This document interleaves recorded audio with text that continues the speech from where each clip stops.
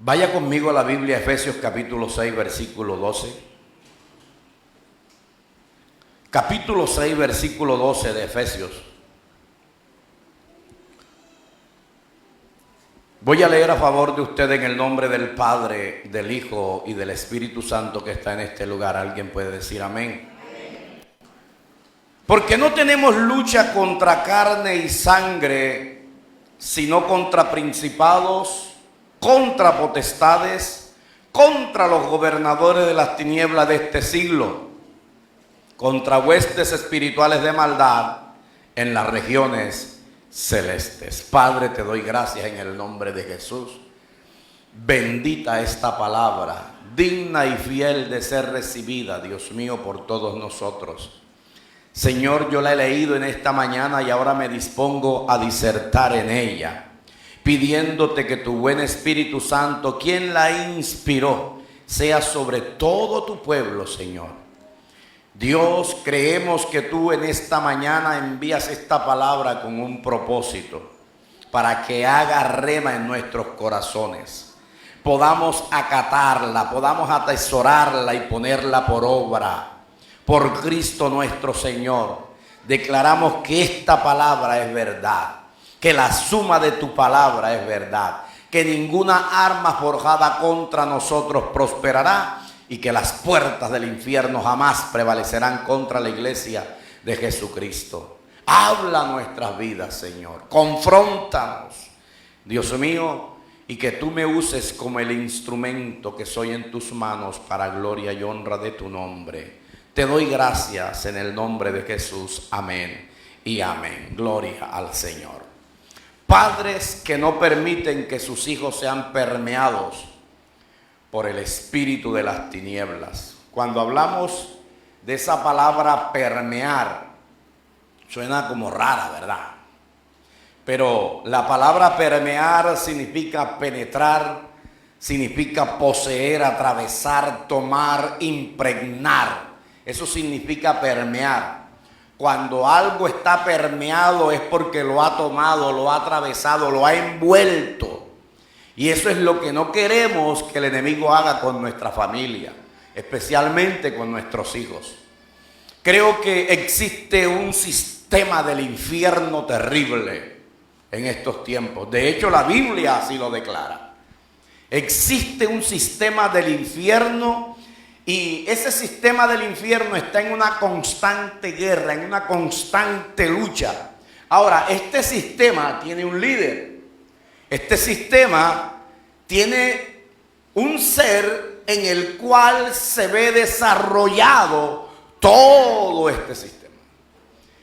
La Biblia lo cataloga como el destructor, lo cataloga como mentiroso, lo cataloga como acusador, lo cataloga como el tentador. Pero el apóstol Juan le da un nombre explícito. El apóstol Juan lo llama el príncipe de este mundo. El escritor sagrado también en otra de sus cartas lo llama el Dios de este siglo. Dios con D pequeña. Me choca cuando alguien coloca a Dios con D pequeña, refiriéndose al Dios Todopoderoso. Me da una cosa así como, nuestro Dios es grande, hermano. Dios es con mayúscula. Entonces, este príncipe de este mundo quiere acabar con la humanidad. La Biblia le da otro nombre, lo llama Satanás. ¿Cómo lo llama? Y ese Satanás es indescriptiblemente malévolo, pero también es espantosamente detestable. En alguna ocasión le estuve hablando acerca de este tema también, refiriéndome a estas acechanzas de este ser maligno. Y con ese ser malévolo, espantoso, maligno, nosotros debemos tener mucho cuidado, porque él ofrece muchas cosas. Él ofrece. Pero los ofrecimientos que él hace no son gratis. Los ofrecimientos que él hace no es para sacarle, él es para sacarle provecho. No son nada tal vez desagradables cuando vienen a nosotros. Porque si el pecado fuera horrible, mi estimado hermano, créame que ninguno lo cometiera. Pero el pecado, aunque suene de pronto agradable y para usted chocante, el pecado para algunas personas es delicioso. ¿Verdad? Claro, usted no me puede decir que no, si no, no lo cometiera. Y yo siempre he de pronto comparado al pecado con la Coca-Cola. Y hay gente que dice, Coca-Cola, pizza sin Coca-Cola no es pizza. ¿Alguien que sepa de pizza aquí? El papá de Pieri, mi hermano Aristides, ¿sí o no? ¿Qué es lo que más se vende con una pizza? La Coca-Cola. Tú no ves a la gente tomando pocas veces, yo no estoy diciendo que no, pero pocas veces tú ves a gente tomando pizza con soda, pizza con 7-Up. O sea, la pizza es con Coca-Cola. Ahora, la gente, ¿qué es lo que hace? La gente sabe que la Coca-Cola es mala, que te hace daño.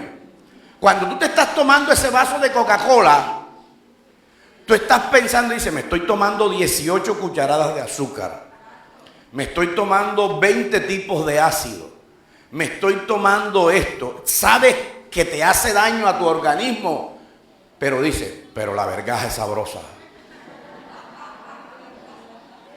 ¿Sí o no, Carlito? La vergaja es sabrosa. Así sucede con el pecado. La gente que está cometiendo pecado dice, esto es malo delante de Dios. Esto me perjudica. Esto daña mi alma. Esto daña mi espíritu. Esto daña mi testimonio. Pero es que no lo puedo soltar, hermano. Esto es delicioso. Uy, llegarse a la vecina. Uy, llegarse al vecino. Uy, tumbar al jefe. Uy. La gente sabe que es malo. Y la gente sabe que si se muere en esa condición, ¿va para dónde? El infierno. Pero lo comete. Porque hay un príncipe de este mundo que te ofrece. Es más, él sabe que él es el que tiene dominio sobre esas cosas. Fue tan atrevido de ofrecérselo a Jesús. Le dijo, mira, todo esto a mí me pertenece. Todo esto es mío, papá.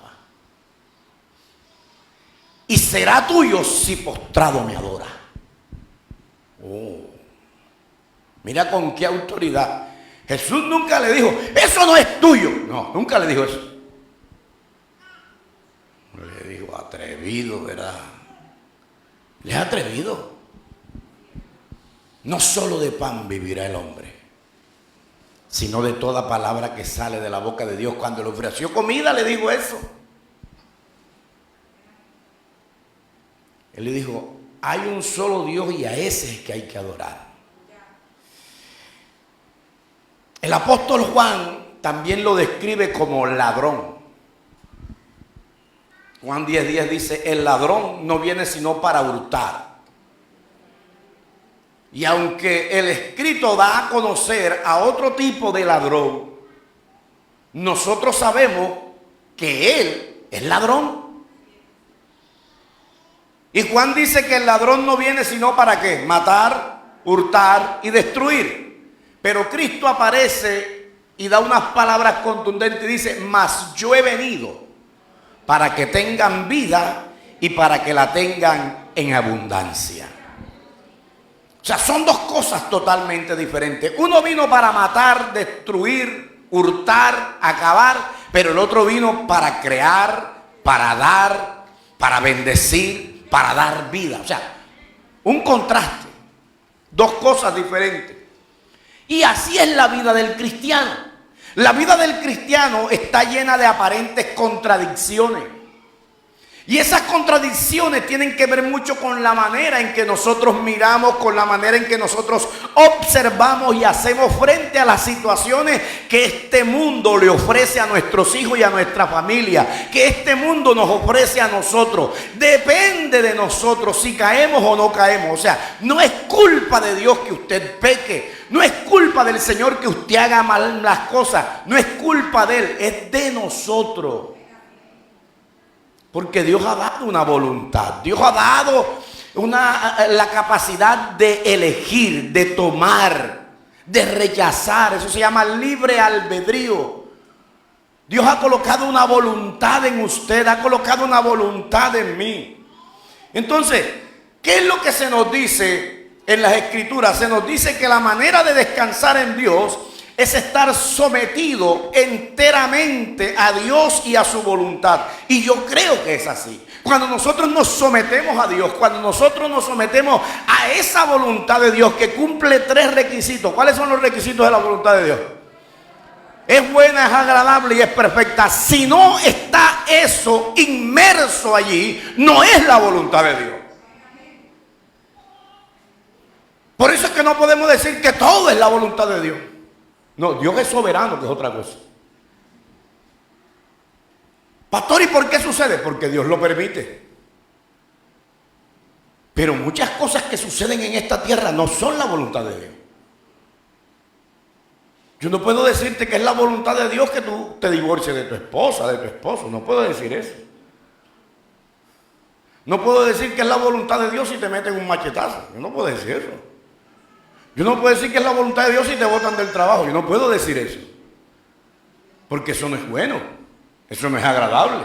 Eso no es perfecto. Yo no puedo decir que es la voluntad de Dios que tu esposo o tu esposa te falle. No puedo decir eso que es la voluntad de Dios, porque eso ni es bueno, ni es agradable, ni es perfecto. Ah, pero está la otra cara. Ah, Dios lo permitió. Porque Dios siempre encaja todo para bien, si amamos al Señor. Entonces, mis estimados hermanos, creo que nosotros estamos inmersos en esa voluntad del Señor si nos sometemos a Él. Romanos capítulo 12, versículo 1 y 2 dice: así que, hermanos míos, os ruego por las misericordias de Dios que presentéis vuestros cuerpos en sacrificio vivo, santo, agradable a Dios, que es vuestro culto racional. No os conforméis a este siglo, sino transformaos por medio de la renovación de vuestro entendimiento, para que comprobéis cuál sea la buena voluntad de Dios, agradable y perfecta. Sin embargo, escúcheme bien. Sin embargo, cuando el creyente, en este caso nuestros hijos, se someten a Dios y a su voluntad, nosotros descubrimos que nos encontramos en una guerra, en una lucha, porque el enemigo no se va a quedar quieto.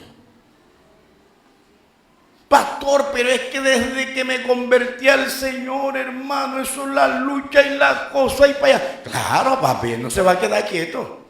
Él va a demostrarte por todos los medios que no es correcto lo que acabas de hacer. Pastor, pero me está yendo ahora peor. Claro, ¿qué quería? ¿Qué? Casa, carro y beca, apenas llegaste aquí. No. Él va a demostrarte por todos los medios que Dios está equivocado. Eso es lo que te va a demostrar Él. Te va a tratar de inculcar eso. Y muchas veces eso es lo que pasa en nuestra familia. Tenemos problemas y venimos a la iglesia, traemos a nuestros hijos. Y cuando venimos a la iglesia, el enemigo se ensaña más contra nosotros, empieza a atacarnos más fuerte y entramos en esa constante lucha y somos asediados, somos resistidos, afligidos, atormentados, saboteados y con demasiada frecuencia somos derrotados desde adentro, desde afuera, desde los lados, desde todas partes. Y cuando esto sucede, parece ser que dura bastante tiempo y nosotros no encontramos salida. Por eso es que usted ve a gente en la iglesia cuando no entiende el propósito de Dios que vive prueba. y prueba y prueba y sale de una, se mete en otra. ¿Por qué? Porque no se acogen a la voluntad del Señor. No saben resistir al enemigo. Yo soy de los que dice, hermano, que no hay mayor guerra espiritual que someterse a Dios. Esa es la mayor guerra espiritual que puede existir. Yo no digo que no se pueda hacer guerra espiritual, reprender al diablo, luchar contra las tinieblas. Yo no digo que no se pueda hacer eso. Lo que yo te estoy diciendo es que si nosotros acatamos la palabra, la Biblia dice: someteos a Dios, resistid al diablo y él huirá de vosotros. Eso es más poderoso que cualquier cosa. Sométete a Dios, resiste al diablo y chao, se fue, porque no tiene poder sobre mi vida. Eso es más poderoso que cualquier cosa. Yo conozco a un varón que creo que alguna vez le conté la anécdota de él, un maestro de la palabra, y él lo invitaron por allá a un pueblo, hermano, de esos pueblos donde tú pasas por ellos y se sienten las potestades terribles. A mí me pasó en algún momento, iba con mi mamá para Tierra Alta, y en esos días el plomo estaba bajito, hermano, pero yo no lo sabía. Sin embargo, mi mamá me dijo: niño, llévame y me dejas allá y otra vez te vienes y saludas a tus tíos y a tus primos, no sé qué. Yo decidí a llevarla. De Montería cogí, tenía el carrito rojo aquel, el Jackie. Uy, la llevé. Cuando yo iba pasando por un lugar bastante mencionado en algún momento, creo que era el Ralito, donde se reunieron toda esa gente en algún momento, mi hermano, yo sentí las potestades ahí. Yo sentí lo que fue. Yo dije: uy, esto es terrible. Cuando me regresé, la misma. Yo sentí una intranquilidad terrible. Y hablé con alguien y me preguntó: ay, ¿dónde estaba? No, estaba allá en Tierra Alta llevando a mi mamá porque tenía familiares allá. ¿Y te fuiste para allá en el carro? Sí. ¿Y con quién fuiste? Fui con mi mamá y mi esposo. Tú eres loco. Y dije: ¿qué pasó? No, eso está terrible. O sea, uno siente las potestades. Usted pasa por cierto lugar y usted en algún momento usted siente, hermano, lo que es. O sea, el que es espiritual sabe de lo que le estoy hablando. Porque hay potestades que asedian. Hay potestades que están para arropar. Y muchas veces nosotros somos asediados desde todos los lugares. Usted está orando y usted a veces en esa oración usted dice: pero algo está bloqueando la oración. Potestades. Y solamente hay un artífice que puede y quiere detener. No puede, quiere detener la oración del justo. Y se llama Satanás. Gálatas capítulo 6, versículo 9 dice algo bien importante. Dice: no nos cansemos pues de hacer bien, porque a su tiempo segaremos y no desmayamos. Creo que todo esto que está aconteciendo no puede detenernos a seguir haciendo el bien. Creo que todo esto que está sucediendo no puede detenernos para nosotros poder proclamar la palabra del Señor. Pero lo cierto es que como padres de familia muchas veces nos cansamos. Muchas veces nos desanimamos. Muchas veces nos volvemos críticos. Muchas veces nos amargamos la vida. E incluso nos volvemos cínicos. Y a menudo nos desilusionamos por ver cómo nuestros hijos pecan deliberadamente. Por ver cómo nuestra familia peca deliberadamente. En el caso de las esposas, ellas ven como su marido es un santo aquí, pero en la casa es un demonio. En el caso de los esposos, ven que ella es una santa aquí, pero cuando llega a la casa se transforma. Eso es a diario.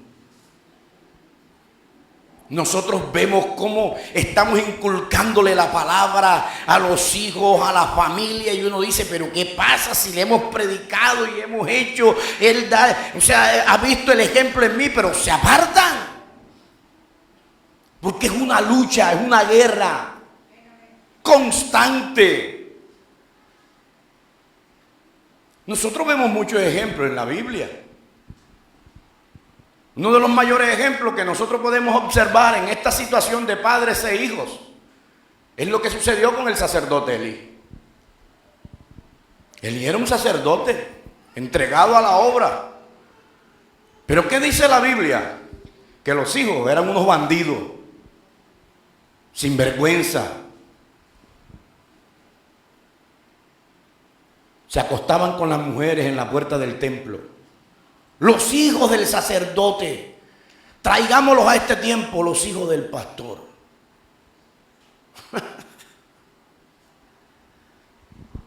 Se robaban las ofrendas. Cuando hacían algo, metían las manos en los calderos, en las ollas y sacaban las mejores presas. Bandido. Y uno dice, ¿cómo puede ser? Los hijos del sacerdote, claro. Pero Dios da una respuesta a todo ello. Dice la Biblia que Dios le quitó el sacerdocio a Elí. Dijo, o sea, en otras palabras, traídos a este tiempo, el Señor le dijo a Elí, tú eres un alcahueta de tus hijos porque tú no los estorbaste cuando tenías que hacerlo. Hermano, Dios nos va a demandar a nosotros de nuestros hijos si no los estorbamos, si no le decimos cómo son las cosas. Padre de familia que estás aquí, usted es el sacerdote de la casa. Usted es el pastor de su familia. O sea, la crianza de sus hijos no depende del pastor. Y eso que estás asistiendo a la iglesia no tiene culpa de los sinvergüenzas que sean los hijos nuestros. Lo cierto es que eso acontece a diario. Y nos cansamos. Y todo esto es parte de la misma guerra del cristiano. Nosotros vemos cómo padres de familia se entregan al Señor y uno ve a los hijos. Oye, pero qué terrible. No se parecen nada a su papá, no se parecen nada a su mamá. Eso hace que cada uno de nosotros entienda que estamos en guerra. Todo esto puede acontecer en nosotros. Pero hay algo, y es que siempre está la convicción, siempre está la certeza de que Dios hará algo poderoso, de que Dios está en medio nuestro como poderoso gigante, que Dios nos falta su promesa, que no podemos desmayar, que tenemos que siempre seguir haciendo el bien, porque si lo hacemos y no desmayamos, vamos a ver el cumplimiento de esa promesa. Eso es lo que nos dice el Señor. Por eso, mi estimado hermano, muchas veces, escúcheme bien, esa vida fructífera que nosotros llevamos como cristianos debe llevar incorporada cierta expectativa de fracaso. ¿Cómo así, pastor? Sí, esa vida fructífera cristiana que muchos de nosotros llevamos siempre debe llevar, como decimos nosotros, un 16 de fracaso.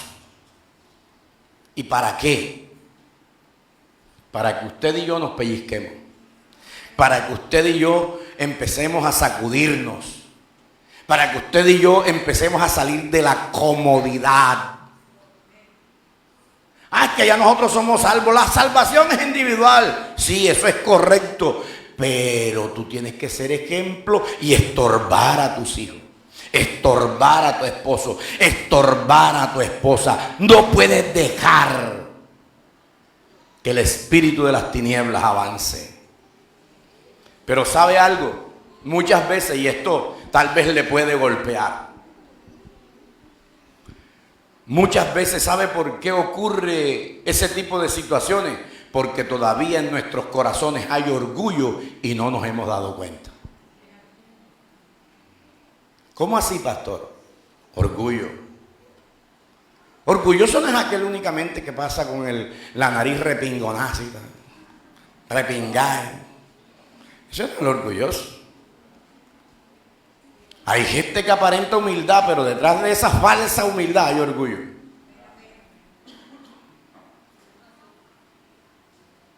En estos días, una hermanita muy querida servidora de la iglesia, nos invitaba a su casa. Almorzamos ahí con ella. Y ella nos decía, los he mandado a buscar porque quería decirles algo. Yo quería pedirles perdón a ustedes, pastor. Yo dije, ¿eso por qué, mijita? Ya yo lloré, pastor, delante del Señor y le pedí perdón. Pero yo pensé que yo era humilde. Pastor, nunca me había dado cuenta que era orgullosa. ¿Sabe que a mí eso me quebrantó? Yo decía, pero ¿qué ha pasado? No, pastor, me di cuenta de esto. Dios me lo mostró, pastor. Me dijo, eres orgullosa. Que así le sirves al Señor. A veces no nos damos cuenta, hermano. No nos damos cuenta.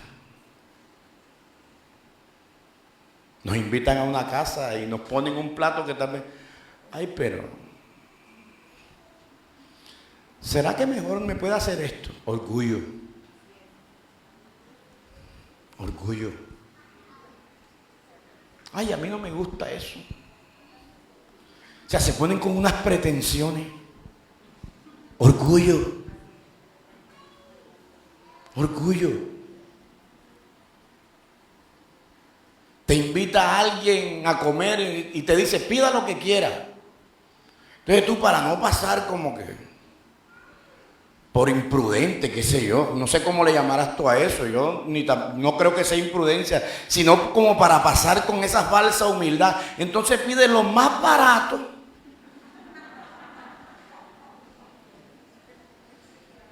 Para demostrarle a él que no pague tanto. Entonces te cohibes de pedir lo que te gusta, que vale, porque aparentas una falsa humildad para pedir lo que no vale. Cuando el que te invita te dice, pide lo que quiera.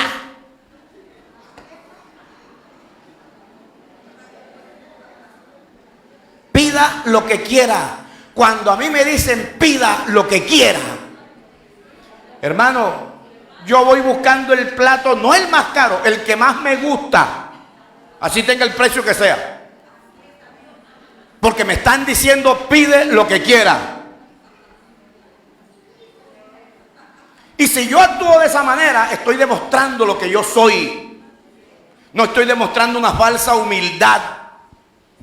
Ay, porque entonces pensamos, voy a pedir porque yo no creo que tenga para pagar esto.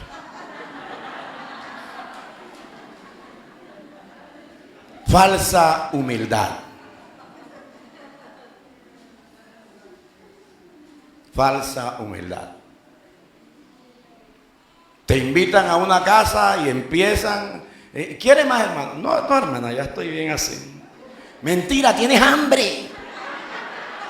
Pero por pasar con esa falsa humildad, entonces no pides más nada. No pides más nada. Hermano, cuando a mí me dicen, ¿quiere más? Claro, hermano, si hay más, eche. Eche. Claro. Ay, yo me voy a cohibir, me están diciendo, ¿quiere más? Entonces, esas son cosas que muchas veces llegan a nuestra vida y dañan la bendición de Dios. Entonces nuestro orgullo es así. Y eso sucede con nuestra familia también. Empezamos a excusar, empezamos a escudar, empezamos a tal vez colocar cosas para que podamos quedar bien delante de los demás.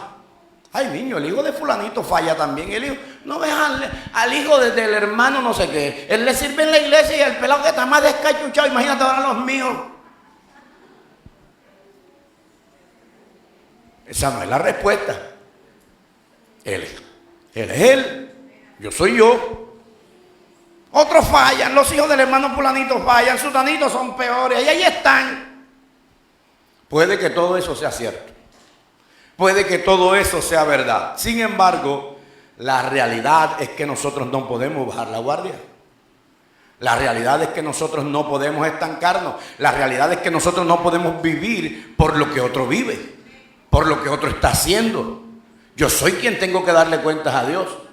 Usted no le va a dar cuentas a Dios por mis hijas. Yo soy quien tengo que darle cuenta a Dios por ellas. Y es verdad que todos vayamos y debemos estar preparados para entender este proceso. Un proceso de ir, un proceso de venir. Y esto es lo que tal vez está pasando en muchos de nosotros.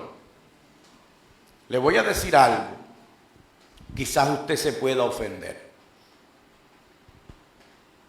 Pero no es para que se ofenda. Es para que se aperciba. Somos demasiado orgullosos para tal vez aceptar o admitir cualquier fracaso en nuestra vida personal. Somos demasiado orgullosos para aceptar cualquier fracaso en nuestra familia. Somos demasiado orgullosos para aceptar o admitir que fallamos en el ministerio. Somos orgullosos para admitir eso muchas veces. Cuando te dicen, hermano, yo te veo barro, hermano. Barro yo. Ahora es cuando estoy firme con el Señor, pero tú sabes que no estás orando. Pero eres orgulloso y no te gusta que te lo digan. Hermano, ven acá, tú como que ya estás perdiendo como que el amor por la obra, porque yo te veo que antes llegabas a las 6:30 y era el culto a las 7 y te arrodillabas y empezabas a clamar. Ya llegas a las 7:30, casi a las 8. Una vez te vi que llegaste cuando estaban diciendo Dios le bendiga, Dios le guarde, hermano. Amén, amén. O sea, ¿qué te pasa? No, lo que pasa es que estoy muy ocupado. O sea, somos orgullosos para admitir eso. Hermano, ¿y por qué no le estás sirviendo al Señor? No, hermano, lo que pasa es que tuve algunos inconvenientes. Entonces, tú sabes, unos compromisos y tengo como un año que no diezmo. Entonces, para evitarme eso y estar bien con el Señor, mejor me quedo aquí, hermano. Orgullo. No admites que le estás fallando a Dios. Orgullo. Y entonces cuando eso pasa, nosotros nos damos cuenta de algo, y esto es lo que de pronto más le puede golpear. Nuestras iglesias, hermano, no solamente esta, cualquier congregación está llena de gente herida, orgullosa, amargada, hipócrita, criticona, desleal, infiel y la mayoría inmadura. Pastor, ¿y eso es así? Claro, eso es lógico, porque esto no es un museo de santos. Nosotros aquí no estamos en un museo de santos.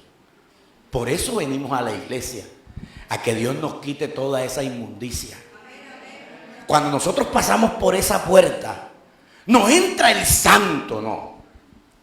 Entra el hombre que necesita ser restaurado, la mujer que necesita ser restaurada, el hombre que necesita ser levantado, la mujer que necesita ser levantada, el hombre y la mujer que necesitan ser llevados a tener un encuentro con el Señor para que su vida pueda cambiar. Si es amargado ahora, ya no va a ser amargado, porque ya entró al lugar correcto donde Dios puede hacer algo poderoso con su vida. Alguien que necesita de Dios necesita también estar en la presencia de Dios, necesita estar en el lugar correcto con Dios.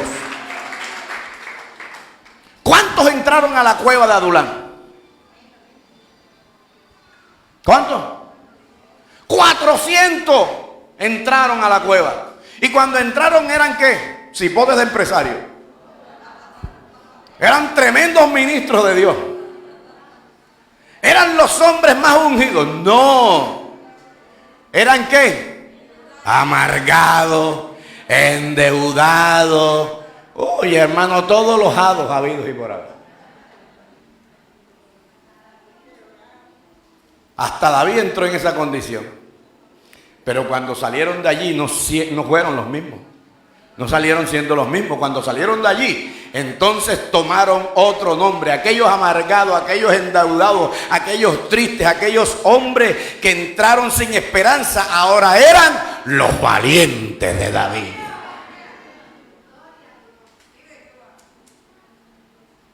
Y eso es lo que nosotros vivimos a diario. Cuando entramos por esa puerta llegamos enfermos, pero el médico de médicos nos sana, nos liberta, nos llena de gozo, de alegría, de paz, de tranquilidad, de amor. Entonces por eso es que la gente cuando te ve y ya te ve convertido, te ve que eres una persona diferente, te dice, oye, pero qué cambio. Claro, porque fuiste transformado por el poder de Dios. Es lógico, porque somos seres imperfectos que hemos venido a este lugar a aprender y a tratar de ser mejores cada día. Por eso no se desespere, ore. Estamos aquí para recibir la palabra de Dios y para que Dios haga algo poderoso en nuestra vida.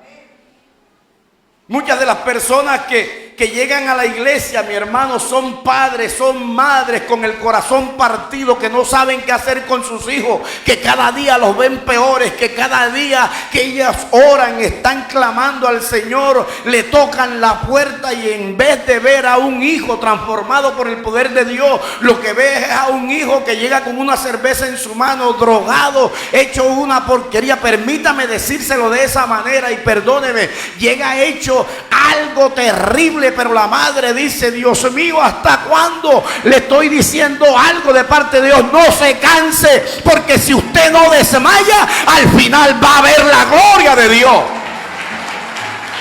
No se canse, clame a Él.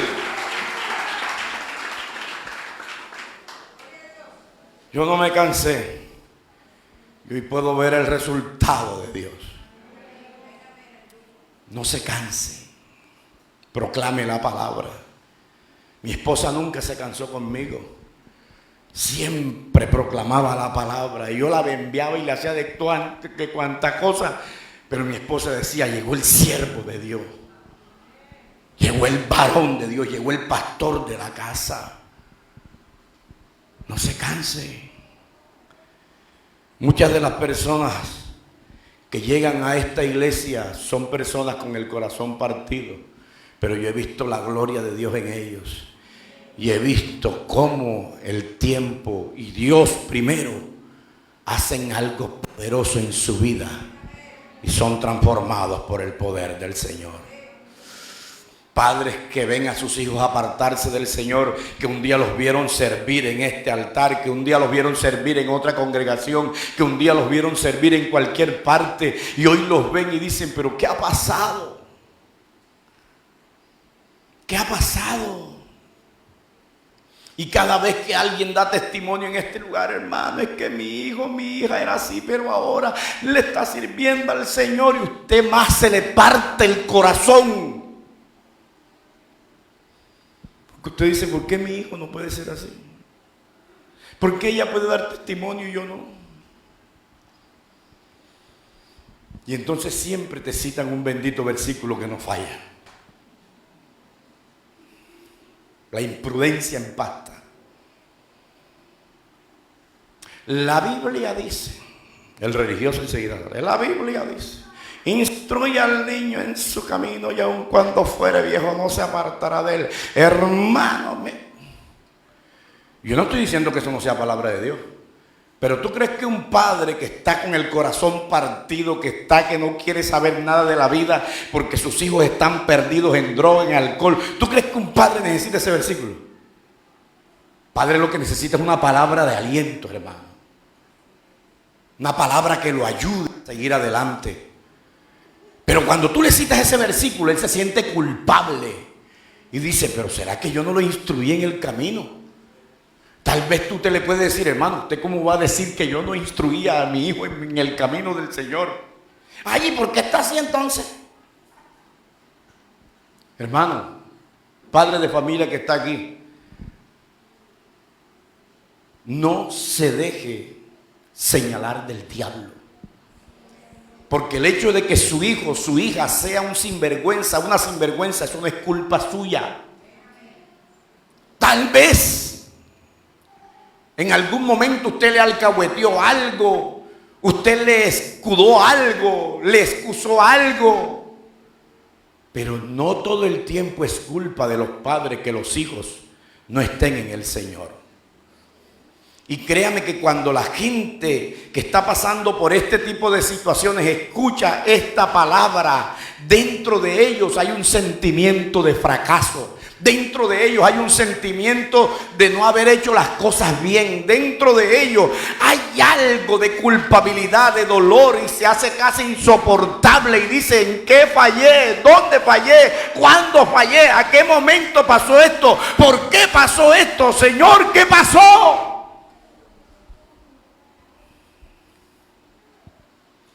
Nos sentimos culpables. Y esto hace más dura la carga. Nos preguntamos qué hemos hecho mal. Discutimos con la pareja.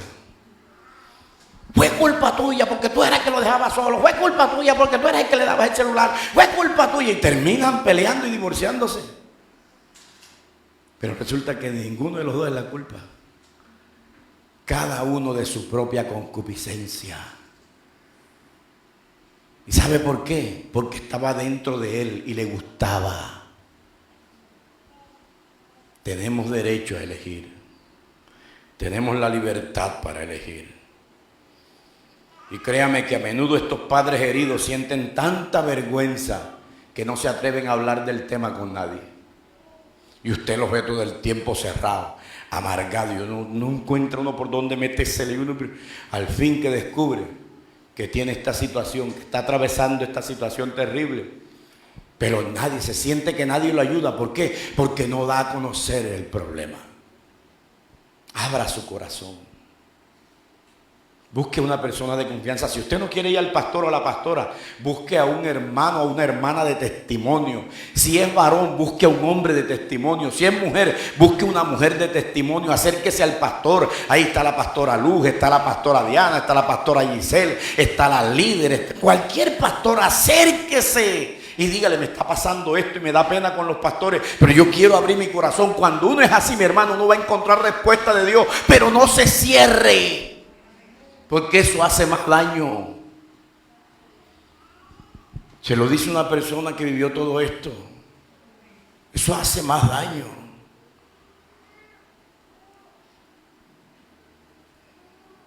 Yo viví situaciones terribles. Yo veía a mi hija sirviéndole y mi esposa sirviéndole, pero Alejandra estaba descachuchada. Y yo decía: ¿pero qué pasa? ¿Dónde he fallado yo?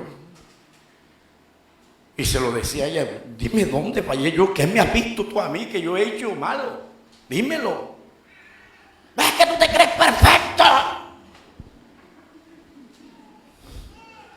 Pero en algo había fallado. Pero era orgulloso para admitirlo. Pero de algo sirvió el ser duro, porque un día lo entendió. Un día lo entendió. Si nosotros conociéramos simplemente la veracidad de todo, nosotros no señalaríamos a la gente y mucho menos le citaríamos ese versículo. Amado hermano, amada hermana, iglesia, la gente cuando tal vez tiene a sus hijos en sujeción y están haciendo la voluntad de Dios, alardea de estos versículos, pero pocas veces se preguntan: ¿y quién fue el que escribió ese versículo? ¿Quién fue el que lo escribió? Entonces uno, cuando ve quién lo escribió, uno ya como que descansa en el Señor. Ese versículo escribió nada más y nada menos que el rey Salomón. Y no hubo un hombre más sinvergüenza que Salomón. 1000 mujeres. Deduzca usted por ahí: 1000 mujeres. ¿Cómo hacía ese hombre? 1000 mujeres. Mira lo que dice la Biblia de Salomón. Y la Biblia lo dice, lo señala en términos inequívocos. Primer libro de Reyes, capítulo 11, versículos 1 al 4.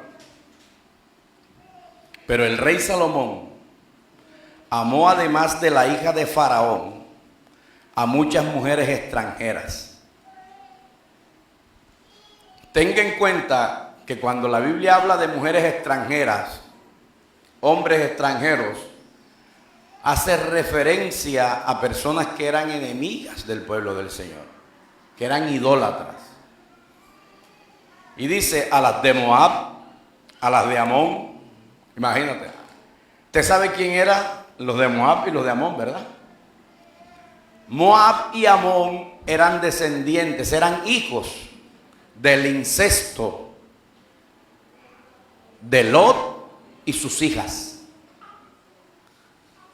Una tuvo un hijo que se llama Amón y la otra tuvo un hijo que se llama Moab. Los descendientes, la generación de ellos, bueno, dieron mujeres y Salomón se acostaba con ellas. A las de Edom, ¿sabe quién eran los descendientes de Edom? Los descendientes de Esaú, los edomitas. A las de Sidón y a las eteas. Y cuando Salomón era ya viejo, sus mujeres inclinaron su corazón tras dioses ajenos, y su corazón no era perfecto con Jehová su Dios como el corazón de su padre David. ¡Wow! Qué más descripción para un hombre, pero mira el tremendo versículo que escribe. ¿Y por qué usted cree que lo escribe? Porque él vivió todos esos procesos. Todos esos procesos los vivió. Pero un día se dio cuenta que no era lo correcto lo que él hacía. Pero ¿por qué Salomón tomó esa actitud de comprender, de entender y dar a conocer que él estaba equivocado? Porque hubo un padre que le inculcó la palabra. Pero el padre de Salomón, ¿quién era? David, y David falló con Betsabé, pero él se arrepintió y obtuvo con lágrimas, hermano, todo lo de Dios. Ahora, la pregunta es, ¿el que Salomón se apartara de Dios, de una vida moral estable, fue culpa de su padre David y de su madre Betsabé? No. Fue culpa de él, porque él llevaba eso por dentro. Le gustaba la sinvergüenzura. Le gustaba. Aunque ellos tuvieron su propia culpa delante del Señor, Dios jamás señaló a David y a Betsabé, los padres de Salomón, como culpables o como causantes de la desobediencia de su hijo. No, cada uno es responsable de lo que hace, hermano. El único culpable aquí fue Salomón, y claro está, el enemigo que le ofreció absolutamente todo, y él no vaciló en decirle: voy para esa. El Señor siempre presenta a David como el hombre de Dios. Presenta a David como el gobernante ideal, como el gobernante piadoso. Mira lo que dice primer libro de Reyes, capítulo 15, versículo 5. David había hecho lo recto ante los ojos de Jehová, y de ninguna cosa que le mandase se había apartado en todos los días de su vida, salvo en lo tocante a Urías Eteo. Nunca se apartó de lo que Dios le dijo, salvo en lo tocante a Urías Eteo. Sin embargo, el pecado de Salomón, el extraordinario hijo del rey David, el hombre escogido por Dios mismo para sentarse en el trono de su padre, aquel a quien el Señor se le había aparecido 2 veces, se desordenó, y no por culpa de sus padres, sino por su propia concupiscencia. Así que, hijo, deje de señalar a su papá y a su mamá. Y usted, padre, deje de sentirse culpable. Sea libre en el Señor. Porque aquí todos tenemos que darle cuentas a Dios. Déjeme decirle algo importante en este día. Y esto le va a sonar duro, pero es algo que yo veo en la Biblia. Si la piedad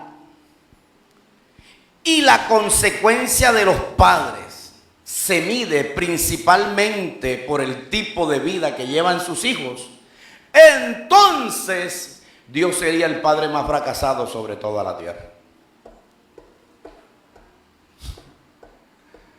Porque Dios es bueno, pero nosotros, sus hijos, somos unos sinvergüenza. Entonces nosotros diríamos, ¿es culpa de Dios? No, no es culpa de Dios, culpa de nosotros mismos. Dios sigue siendo Dios y Él en todo tiempo es bueno. Entonces la gente diría, ay, pero Adán fracasó, porque Adán era hijo de Dios, dice, Adán, hijo de Dios. Y mira, Adán salió desobedeciendo al Señor, en rebeldía, lo echaron del huerto, fracasó el Señor, jamás. Dios siguió siendo Dios.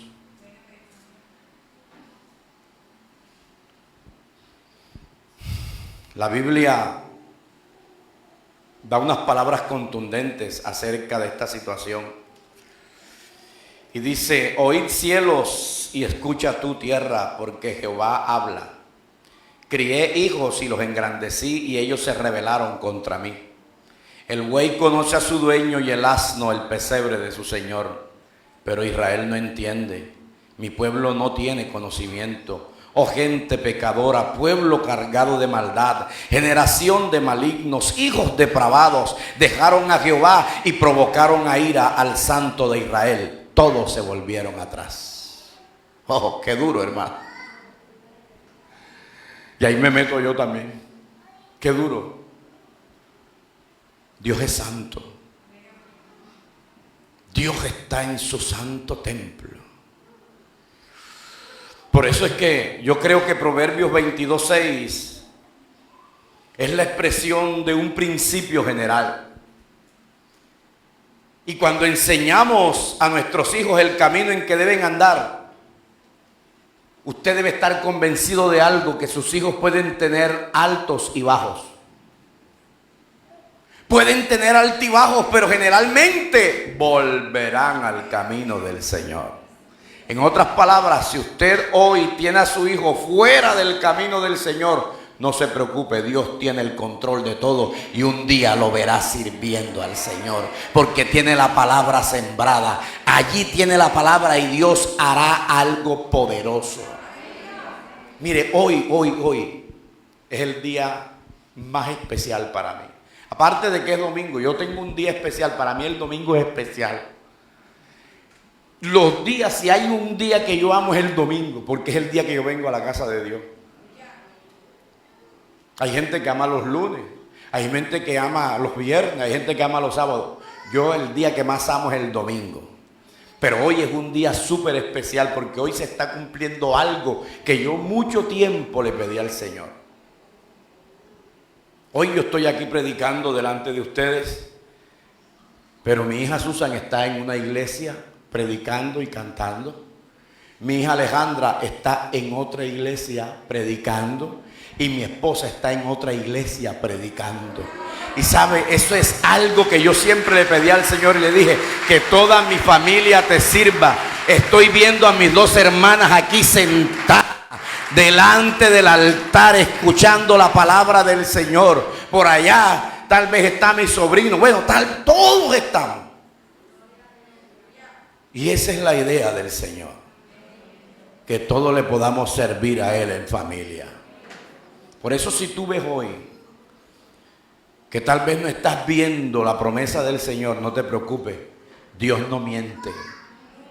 Sea todo hombre mentiroso y Dios veraz.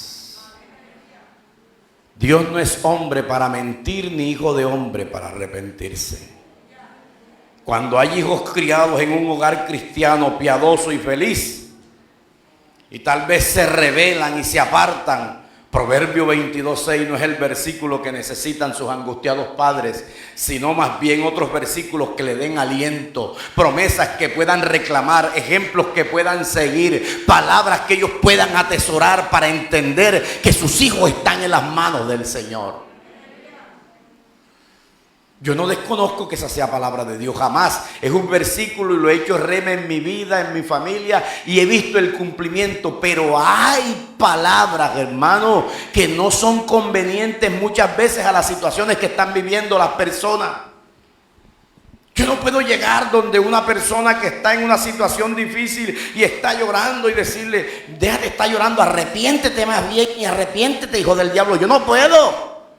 Yo tengo que buscar una palabra que lo aliente, que lo levante, que lo ayude, aún sabiendo la condición en que está. Y no estoy excusando ni escudando su pecado, simplemente le estoy dando a conocer que Dios es un Dios de misericordia y que así como tuvo misericordia conmigo, también la puede tener por Él.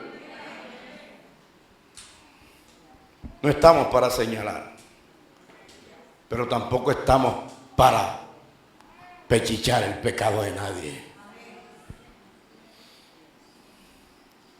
Hay que seguir consejos de la Biblia.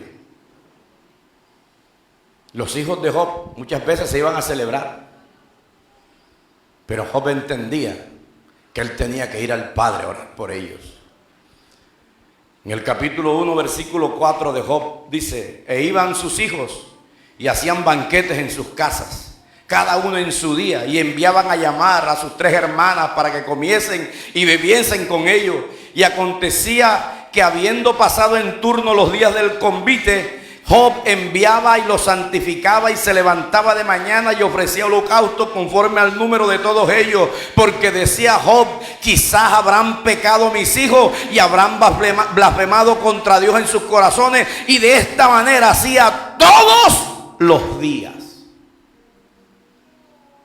Job entendía que sus hijos estaban en las manos de Dios.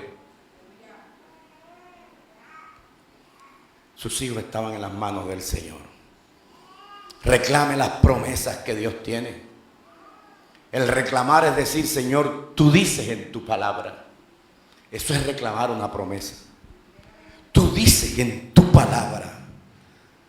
Yo le voy a dejar con esta promesa de parte de Dios. Isaías 43:25 dice: yo soy el que borro tus rebeliones por amor de mí mismo, y no me acordaré de tus pecados. El capítulo 44, versículo 3 dice: porque yo derramaré agua sobre el sequedal y río sobre la tierra árida. Mi espíritu derramaré sobre tu generación, iglesia, y mi bendición sobre tus renuevos, y brotarán entre hierba como sauces junto a las riberas de las aguas. En el capítulo 44, versículo 21 dice: acuérdate de estas cosas, oh Jacob e Israel, porque mi siervo eres. Yo te formé, mi siervo eres tú, Israel, no me olvides. Yo deshice como una nube tus rebeliones y como niebla tus pecados. Vuélvete a mí, porque yo te redimí. Esas son las promesas que necesitamos. Esas son las promesas que necesita una persona que está en esa situación. Y escúcheme, aunque el enemigo, su ferocidad, no sea siempre constante, porque hay momentos en que nosotros nos sentimos como una pluma. Y aunque eso no sea una constante, la guerra, nosotros debemos tener en cuenta que ya hubo uno que la ganó. Y que nosotros solamente en esta tierra libramos batallas. A los creyentes se les deben enseñar tácticas de la guerra espiritual tan pronto como entran a formar parte de esta familia de Dios. Pero nunca se le olvide que la mayor guerra espiritual usted la consigue ¿cómo? Sometiéndose a Dios y resistiendo al diablo. Y de esa manera Él va a huir de usted. En algún momento... yo creo que lo dejé mucho allí. Le iba a contar la anécdota que le ocurrió a un pastor amigo cuando predicaba por allá, por esos terrenos de Sincelejo, Sucre, por allá, esa sabana de Sucre, Córdoba, y llegó a ese lugar, yo se lo había dejado allí, llegó a un lugar duro, que lo había azotado el paramilitarismo, la guerrilla.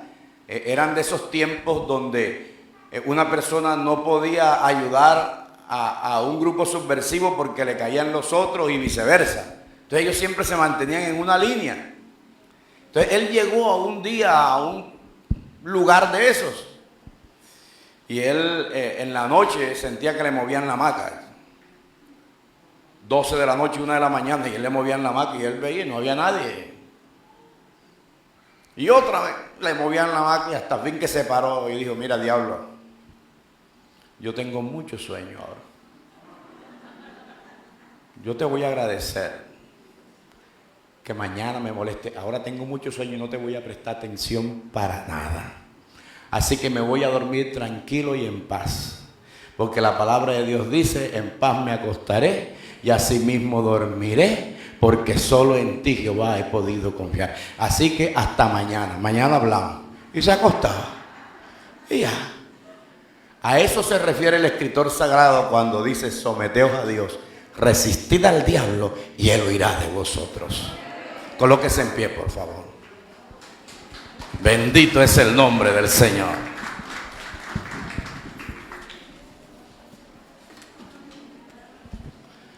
Oh, te adoramos, Dios. Algo grande viene. Algo grande viene, iglesia. Algo grande viene. Yo lo siento que algo grande viene para esta congregación. Cuando el enemigo se levanta es porque la situación va a cambiar.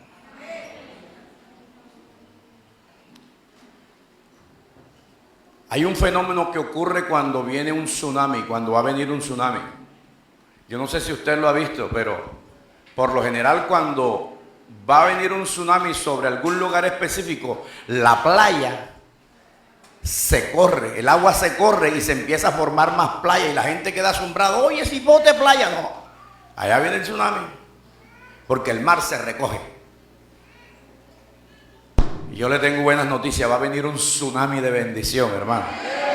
Todo está retrocediendo, toda tiniebla ahora está retrocediendo, porque el tsunami de bendición va a venir sobre esta casa, sobre esta tierra.